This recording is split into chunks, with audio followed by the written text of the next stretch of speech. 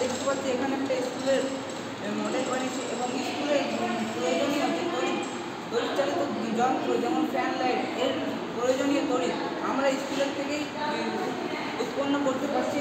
আমরা স্কুলের মধ্যে প্লেগ্রাউন্ডে একটা পিজো ইলেকট্রিসিটি সেন্সর। উচ্চ বিদ্যালয়ের ছাত্রী।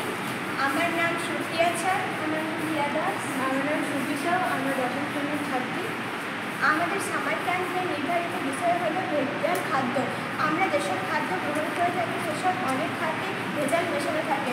অনেক ব্যবসায়ীরা তাদের মুনাফা লাভের জন্য এবং অসাধু ব্যবসায়ীরা আছে তারা তাদের মুনাফা লাভের জন্য বিভিন্ন খাদ্যে ভেজাল মেশায়। যেমন আমরা প্রাথমিক জীবনে অনেক সময় খাইতে ভেজাল মেশানো থাকে।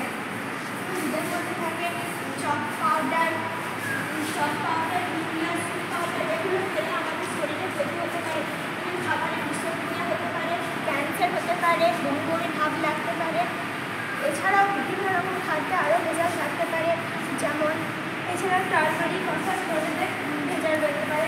হলুদ আমরা প্রাত্যহিক জীবনে রান্নাবান্নার কাজে স্বাদের এবং রঙের জন্য করে থাকি। তার আমরা যদি এগুলোতে অনেক ব্যবসায়ী নিজেদের লাভের জন্য হলুদের রঙ মেশাই। বিভিন্ন রঙ তার জন্য আমাদের বিভিন্ন পেটের সমস্যা, অনেক কিছুই রোগ। আমি গৌরাঙ্গী নাগরিকর শৈবালী উচ্চ বিদ্যালয় দশম শ্রেণীর ছাত্রী। আমার নাম সঙ্গীতা চায়।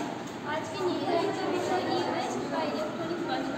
ইলেকট্রনিক বজ্র বলতে আমরা বুঝি বর্তমানে অনেক ইলেকট্রনিকের ব্যবহার বেড়েছে।